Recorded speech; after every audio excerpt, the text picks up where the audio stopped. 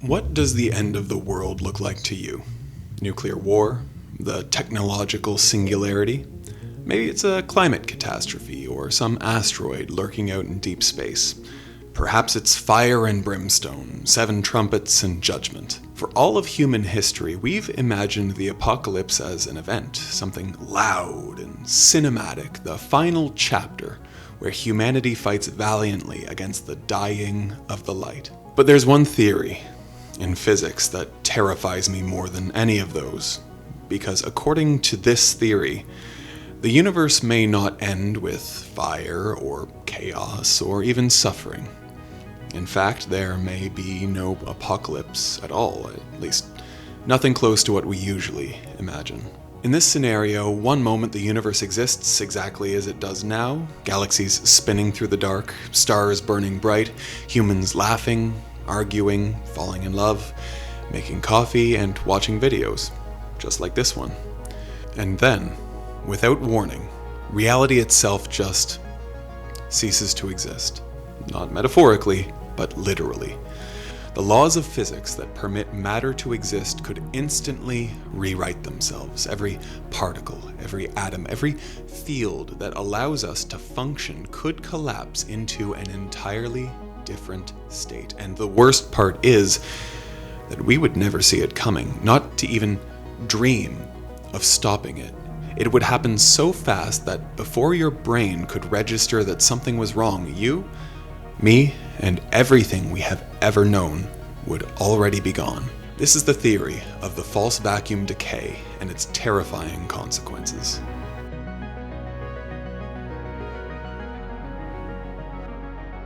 In 1977, physicist Sidney Coleman published a paper formalizing the concept of a false vacuum, how it could decay into a true vacuum, and what that decay could potentially mean for the universe around it. This is going to get a little technical, but indulge me for a minute. The second law of thermodynamics tells us that physical systems naturally evolve towards states of greater entropy. Energy spreads out. Differences in temperature tend to even out. Ordered systems tend to become more disordered over time. Left alone long enough, the universe trends towards equilibrium. In quantum physics, the word vacuum doesn't simply mean empty space. Even a perfect vacuum still holds quantum fields, fluctuations, fleeting virtual particles, and whatever dark energy ultimately turns out to be. And like all physical systems, these fields tend towards the lowest energy state available to them. The lowest possible energy state is referred to as a true vacuum. A useful way to picture this is with a landscape of hills and valleys. Now imagine a ball rolling downhill. Naturally, it wants to settle into the lowest valley possible, but sometimes the ball can become trapped in a smaller valley before it reaches the absolute bottom. It appears stable even though a lower state does still exist beneath it. That temporary, seemingly stable condition is what physicists call a false vacuum. In classical physics, the ball would simply remain there unless something pushed it over the barrier. But quantum physics allows for something stranger. Because particles behave as probability distributions rather than fixed objects, there is a tiny chance that the ball could effectively tunnel through the barrier without ever climbing over it. This process is called quantum tunneling, and if the fundamental fields of our universe are currently trapped in a false vacuum state, then quantum tunneling may allow reality itself to suddenly transition into a lower energy configuration, a true vacuum. And unfortunately, we have evidence to believe that our current state exists in a false vacuum. Our universe is governed by a collection of fundamental quantum fields that determine how reality behaves. The strong nuclear force binds quarks together and allows atomic nuclei to exist. The weak force governs certain forms of radioactive decay and the fusion processes inside stars. Electromagnetism governs light, chemistry, and atomic interactions. The Higgs field gives particles mass. Gravity shapes the motion of planets, stars, and galaxies. These fields are not just passive background features of reality. They exist in particular energy states, and those states determine the laws of physics that we experience. You can imagine these fields like balls resting in valleys on a landscape of hills and slopes. Each field naturally wants to settle into the lowest energy state available to it. But just like a ball can become trapped in a shallow valley before reaching the lowest point, a quantum field can become stuck in a temporary state of stability, a metastable state. And that's what a false vacuum is. And if our universe currently exists in one of these metastable states, then quantum tunneling introduces a terrifying possibility. At any moment, one of these fields could tunnel through its energy barrier and fall into a lower energy configuration. It may simply settle into another metastable state, or it may descend into a true vacuum, the lowest energy state possible. And if that happens, the laws of physics themselves could change along with it. As unsettling as false vacuum decay is, I think it also forces you to confront just how fragile and improbable life really is. Against impossible odds, the universe has arranged itself in just such a way that matter could become alive and life could become conscious. Tiny collections of atoms began telling stories, building civilizations, and contemplating the fate of the cosmos itself. And if conscious life really is this rare and delicate thing, then maybe that fragility gives us a responsibility not just to preserve ourselves, but to reduce the suffering of every other living thing wherever we can. Unfortunately, right now, billions of animals exist in conditions of extraordinary suffering. Hens spend their lives trapped in cages so small that they can barely move. Entire industrial systems are built around maximizing efficiency while minimizing the value of conscious experience itself. And beyond factory farms, trillions of wild animals suffer through starvation, disease, injury, and environmental collapse, with almost nothing capable of helping them at all. The problem is that most people genuinely want to help, but figuring out where to contribute can feel overwhelming. There are thousands on thousands of organizations making competing claims, and it can be difficult, really difficult, to know which ones are actually creating a meaningful impact. Which is why I appreciate the sponsor of today's video, Animal Charity Evaluators, or ACE. ACE is a non-profit that uses evidence and reason to identify the animal charities capable of helping the greatest number of animals with your donation. Rather than relying on emotional marketing or vague promises, ACE researches which interventions are actually effective and directs funding towards organizations capable of producing the most measurable impact. Right now, ACE is running a campaign called Make Your Move for Animals in support of their Movement Grants program. The program funds promising animal advocacy initiatives around the world, especially in regions where the movement for animals is small and chronically underfunded. So far, it has distributed more than $7 million across hundreds of grants in nearly 60 countries, supporting work fighting factory farming, animal exploitation, and improving the lives of wild animals.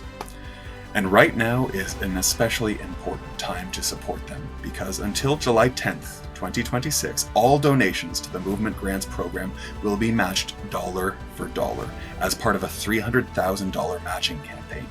But the catch is that the full match only activates if the campaign reaches the target. So, if you want to support evidence-based animal advocacy, now is the best time to do it. To learn more and to donate, go to animalcharityevaluators.org/aperture or click the link in the description. Now back to our story.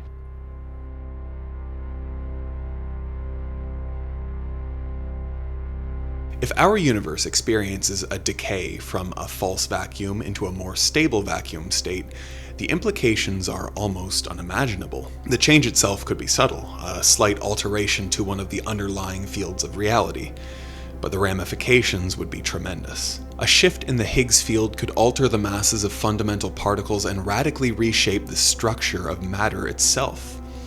A change in the strength of dark energy could affect the expansion of the entire universe.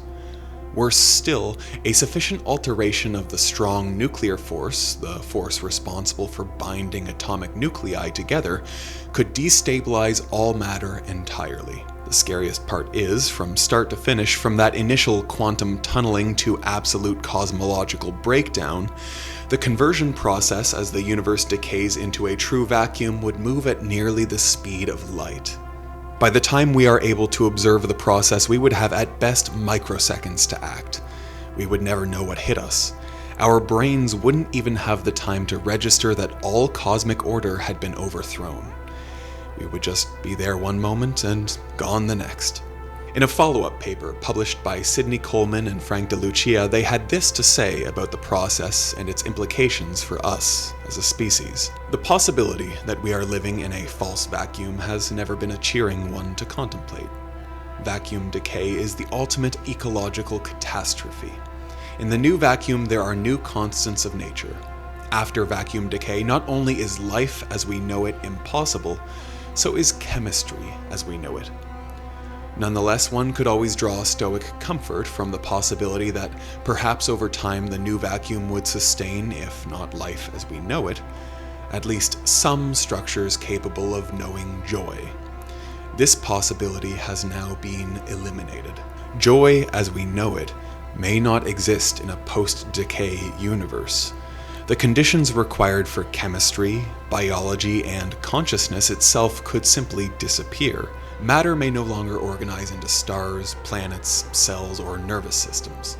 The structures required for thought, emotion, suffering, love, memory, all of it, could become physically impossible. It would be a kind of universal Rubicon, a boundary beyond which reality itself no longer resembles the cosmos that gave rise to us. Once crossed, nothing would ever be the same again. False vacuum decay could occur to any of the distinct energy fields that permeate our universe, and as those fields change, the aspects of reality tied to them would change as well. And the effects wouldn't stop there. Even a decrease in gravity as small as 1% would reduce atmospheric pressures at sea level. Breathing could become noticeably more difficult, with oxygen levels resembling those found in high-altitude, mountainous environments. At larger decreases, the consequences become catastrophic. If gravity is weakened by 20% or more, tectonic forces within the Earth could begin behaving unpredictably as the balance between the planet's internal pressure and gravitational pull breaks down. Mountains would rise, fault lines would rupture, and entire continents would shift. Our sun itself depends on gravity.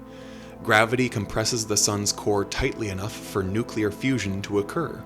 If gravity is weakened significantly, the sun would shrink, dim, and produce far less heat. The Earth would begin to freeze as the planet drifted beneath a dying star. Which is, admittedly, one of the more comforting false vacuum scenarios, because, at least in this version, we don't die instantly. Take the strong nuclear force. The strong force is carried by particles called gluons, and is responsible for binding quarks together. Those quarks form protons and neutrons, which in turn form the nuclei of atoms themselves. Even a tiny weakening of the strong force could be catastrophic. A decrease of just 1% could destabilize much of the periodic table. Elements that are currently stable could suddenly become radioactive as the electromagnetic and weak forces begin overpowering the weakened strong force that holds those atomic nuclei together. As those nuclei destabilize, atoms would begin transforming into other elements, releasing huge amounts of ionizing radiation in the process. And in the worst-case scenario, the strong force weakens so dramatically that protons and neutrons themselves begin to come apart. Matter would no longer be capable of holding itself together. Every atom in the universe could release enormous amounts of energy as the structures underpinning reality itself unravel. A vacuum decay event would present an existential threat unlike anything humanity has ever faced. Nuclear war, climate collapse, pandemics, even the eventual death of the sun, all of these disasters at least exist within the rules of reality as we understand them. There are solutions to these problems. Difficult solutions? Absolutely. Solutions requiring a degree of cooperation and foresight that humanity doesn't exactly have a stellar track record with, but we do have solutions nonetheless. False vacuum decay is different. What exactly are you supposed to do against an event that propagates at nearly the speed of light and has the potential to fundamentally rewrite the laws of physics? You wouldn't even know it had begun until it was already upon you. And even if you built some absurdly advanced sci-fi machine capable of manipulating the fabric of reality itself, it would still be operating within the very laws of physics that the Decay event is actively rewriting. It would be like showing up to a shootout only to discover that the other side replaced their goalie with an Abrams tank. You're probably not going to win this one. The advancing bubble of this new vacuum state would not negotiate with us, it would simply overwrite the universe as it passed through. And, strangely, there is a small comfort in that. There would be no long decline, no witnessing the slow collapse of civilization, no horror as the end crept steadily and inexorably towards us. The transition would happen so quickly that your brain would never have time to process what was occurring. The physical structures responsible for consciousness itself would cease functioning before the sensation of fear could even fully emerge. It would simply be the end of our experience, the end of every tomorrow. But hey, at least we wouldn't suffer. I know that's not much, but it's something.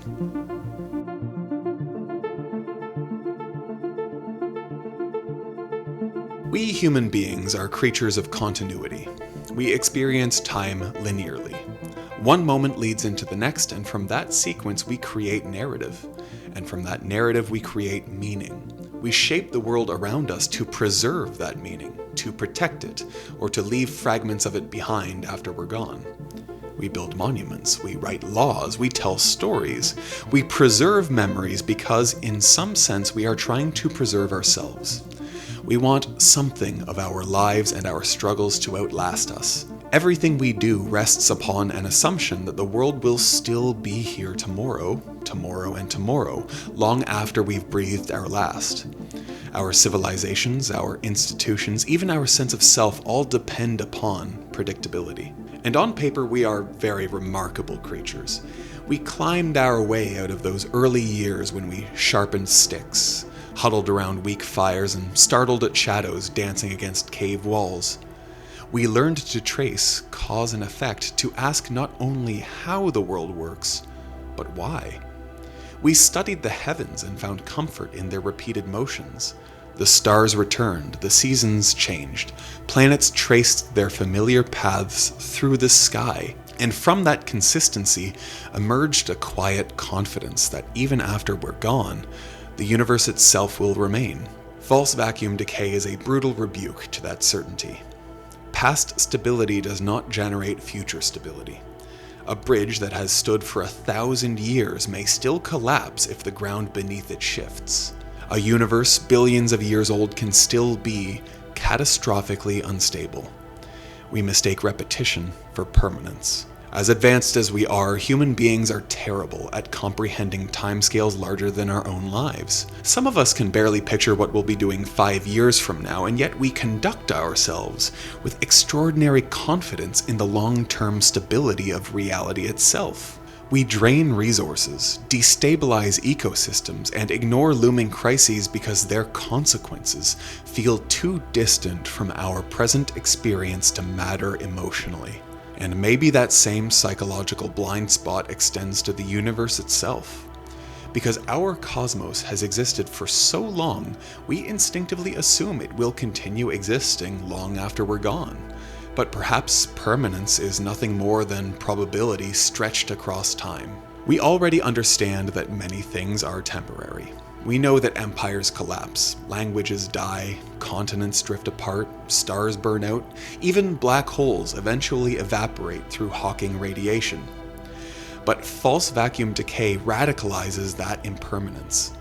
Because suddenly it isn't just objects within the universe that are temporary. The rules governing those objects may be temporary too. Death destabilizes our sense of personal continuity. False vacuum decay destabilizes our confidence in reality itself. It's a kind of cosmic rug pull, A scenario where the foundations of existence suddenly give way beneath us. And honestly, that sucks. We want reality to feel dependable. We want the ground beneath our feet to remain grounded. We want the laws of physics to feel sturdy and absolute. When I sit down to write and record these videos, there is an implicit assumption that the reality that I am describing will continue existing long enough for the words to mean something. But the laws of physics may not be sacred truths written permanently into the fabric of existence. They may simply describe the universe in its current state, a temporary configuration, a provisional set of rules that persist only until reality settles into something else.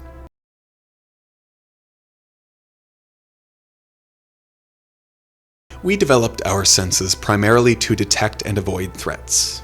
Bad weather, predators, disease, violence. We're constantly scanning the world for danger, and because we can imagine terrible outcomes, we can fear them long before they arrive. But I think false vacuum decay just unsettles me so deeply because it slips cleanly through the machinery of fear itself. The entire point of fear is to be able to take action to protect yourself from future harm. But with the false vacuum theory, you can't prepare for it. Anything we built to survive it would simply be overwritten like anything else.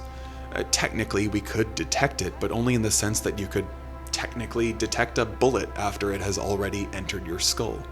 That's what makes false vacuum decay feel like such a uniquely modern form of cosmic horror. Because this isn't really a horror story about pain or monsters or fear of the unknown. It's a story about our irrelevance. The worst case outcomes of false vacuum decay confront us with a kind of absolute helplessness. You can't outthink it. You can't outrun it. You can't beat it. Everything we are, everything we place our pride in, becomes little more than paper held against a tidal wave. There would be no heroes, no martyrs, no last stand, no hope. It is a reminder that reality is under no obligation to preserve consciousness simply because consciousness is capable of reflecting upon itself. The universe doesn't owe us permanence. It may not even owe us compatibility with life itself. For all we know, our current version of reality is merely a temporary arrangement of fields and forces that happened to, very briefly, permit our existence. But strangely, I don't think that realization has to end in despair. Because with acceptance comes a kind of clarity. Even if everything is temporary, the temporary can still be beautiful, maybe even more beautiful because it ends. A flower made of living tissue is more precious than one made of steel. We would have forever to stare at the steel flower, but the living flower exists only for a moment. And yes, I'm going to be talking about Albert Camus. Again. Camus believed that human existence is fundamentally absurd. Not absurd in the Monty Python sense, though occasionally it is very much that too, but absurd because human beings desperately want meaning from a universe that remains stubbornly indifferent. We ask the cosmos for answers, and the cosmos responds in silence. The false vacuum decay embodies that absurdity perfectly. Imagine humanity thousands of years from now. We've mastered fusion, eliminated disease, engineered prosperity for all. Aging has become optional. War is gone. Everyone even returns their shopping carts properly. Humanity flourishes artistically, scientifically, emotionally. We become wiser, kinder, more capable than anything that we could even imagine in our present moment. And all of that grandeur would still vanish instantly because the universe decided that our vacuum state was inefficient. Not evil, not sinful, not morally wrong, just unstable. A kind of cosmic, it's not you, it's me, before the laws of physics themselves suddenly change. So, what are we supposed to do with a realization like that? Well, Camus would argue something important here. Meaning does not require cosmic permanence. We often comfort ourselves with the idea that the universe is moving towards some greater purpose, but reality really offers no such guarantee. Our story may end suddenly and without explanation. The universe may never justify our suffering or reward our struggles. One day, reality could simply transition into a new state and just erase every trace that we were ever there. And yet, Camus believed there was something heroic in continuing anyway in the face of all of that. In choosing to create meaning even within an indifferent universe, in recognizing that meaning is not something handed down to us by the cosmos, but something that we create ourselves in defiance of its silence.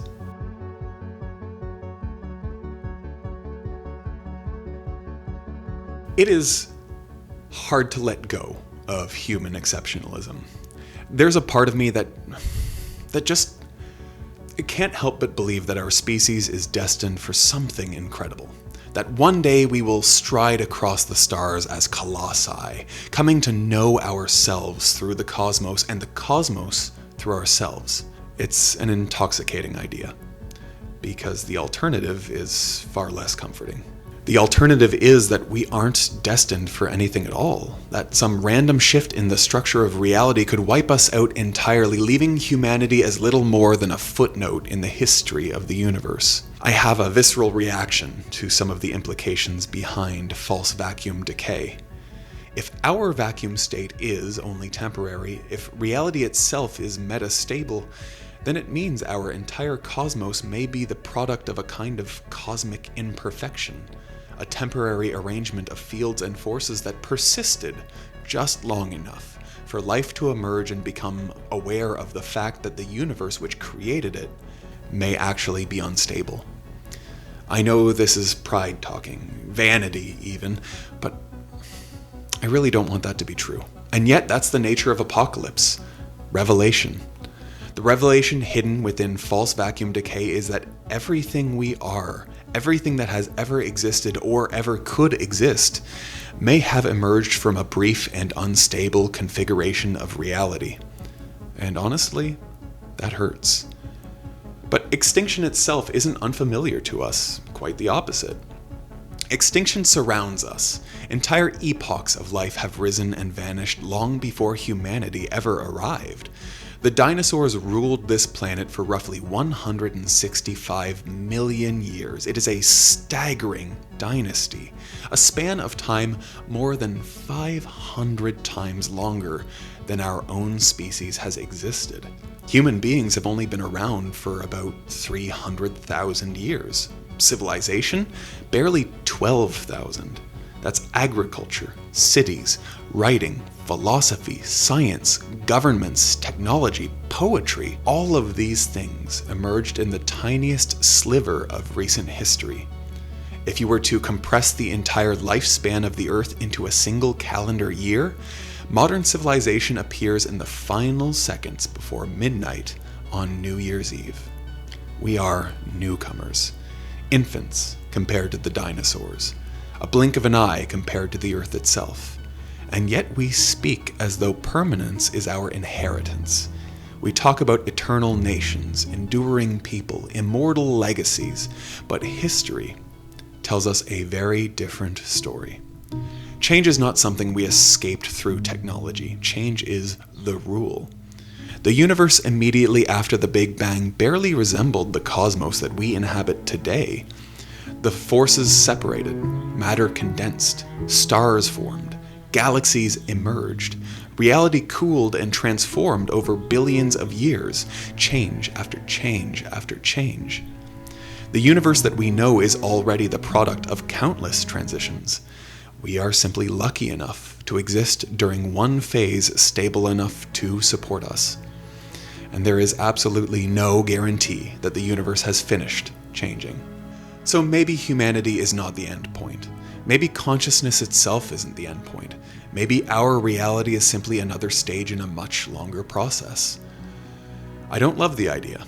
I would much rather believe that humanity occupies some central and enduring role in existence. But physics has repeatedly humbled us whenever we have tried to place ourselves at the center of things. We thought we were the center of the solar system, until we learned we weren't. We thought the solar system was the center of the universe, until we learned it wasn't. We thought the Milky Way was the only galaxy, until we learned it wasn't. We aren't the center of anything.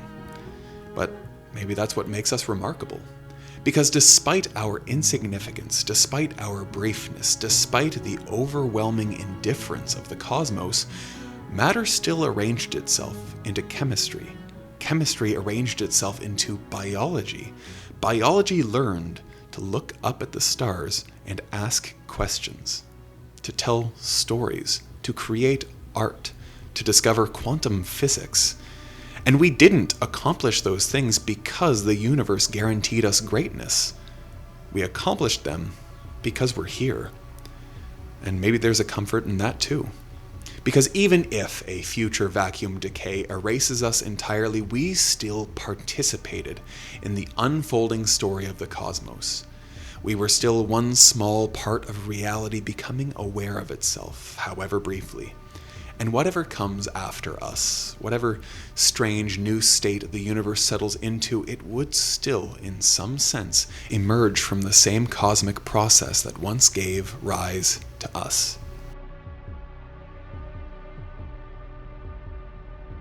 There are other avenues of thought that emerge when considering a metastable universe. One of the more controversial ideas in cosmology is the anthropic principle. Broadly speaking, it suggests that the universe appears finely tuned for observers because only a universe capable of producing observers could ever be observed in the first place.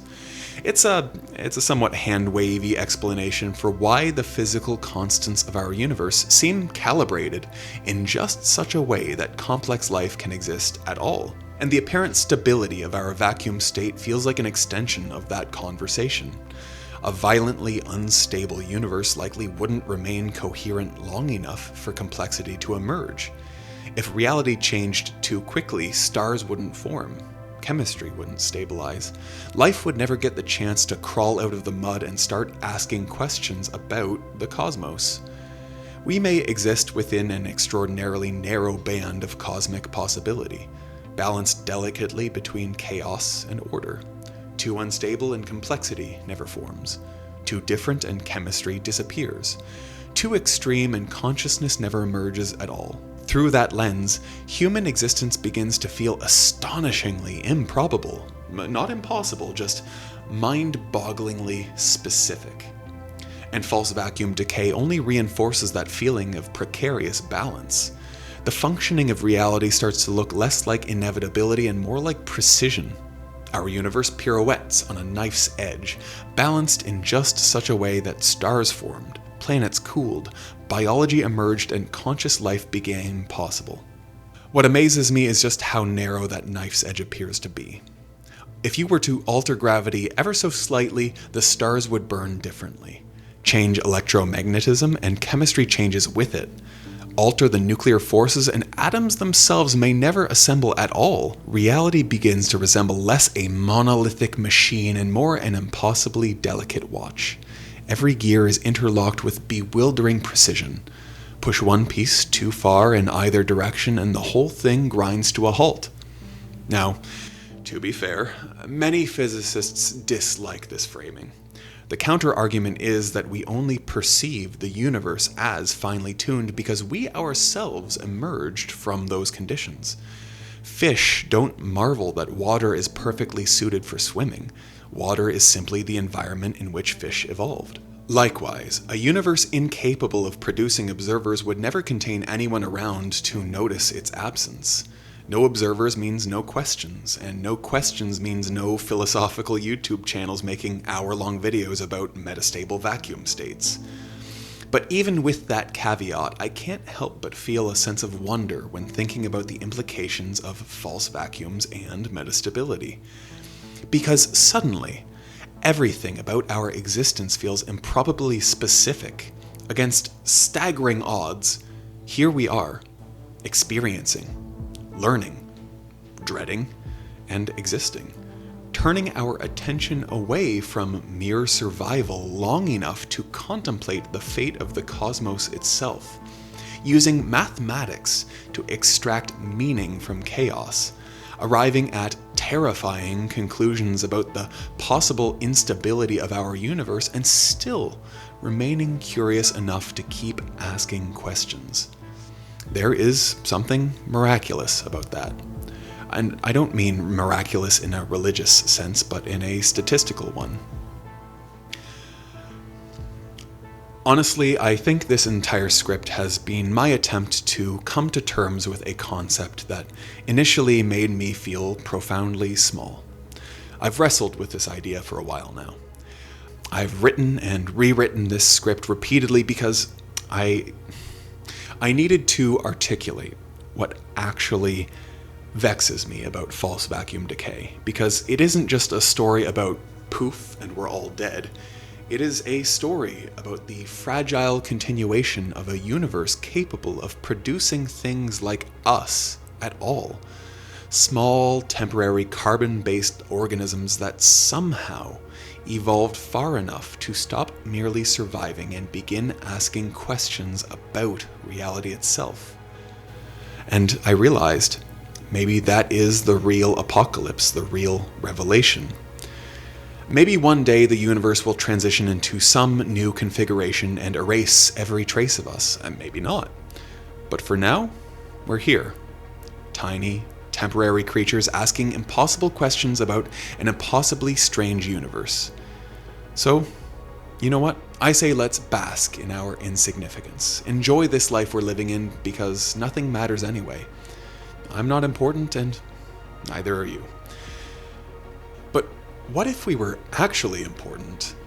And not just that, what if we could become immortals and live forever? Watch this video next to find out how that could be our current reality.